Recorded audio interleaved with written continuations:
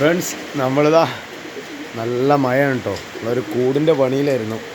നമ്മൾ പ്രാവിൻ്റെ ഒക്കെ ജോഡി പൊട്ടിച്ചിരുന്നോണ്ടേ നമ്മളൊരു കൂടി സെറ്റാക്കുന്നുണ്ട്. അപ്പോൾ ഓൾറെഡി ഈ കൂടും ഇതിൻ്റെ മേലൊരു കൂടില്ലേ, ഇത് നമ്മളൊരു കൂട് പൊളിച്ച് ഒഴിവാക്കിയാണ്. കള്ളിക്കൂട് കേട്ടോ, ഒരു 10 കൂടായിരുന്നു. ഇനി ഈ കൂടുകൂടി നമ്മൾ പൊളിച്ച് ഒഴിവാക്കാൻ മീൻസ് ഇതൊക്കെ പോയിട്ടുണ്ട് കേട്ടോ പലക. അപ്പോൾ നമ്മൾ കൊടുത്ത് നല്ലൊരു കൂട് അടിക്കാൻ വേണ്ടിയിട്ട് ഇതിൻ്റെ ഈ കൂടുകൂടി ഒഴിവാക്കാനുള്ള പ്ലാനിങ് ആണ്. ഇതിലിപ്പോൾ ഒരു പ്രാവിനെ മുട്ടയിൽ കിടക്കുന്നുള്ളൂ. ഈ പ്രാവിനെ നമ്മൾ മാറ്റി വെച്ചിട്ട് മൊത്തത്തിൽ ഇതൊക്കെ ഒറ്റ പ്രാവളാണ് കേട്ടോ. ഇതിൻ്റെ അടിയിൽ ഈ ഒരു ജോഡിയുടെയും മറ്റേ കുഞ്ഞന്മാരെല്ലാം കേട്ടോ. ഇവരെ നമ്മളെന്ത് ചെയ്യും, വേറൊരു കൂട്ടിലോട്ട് മാറ്റും കേട്ടോ.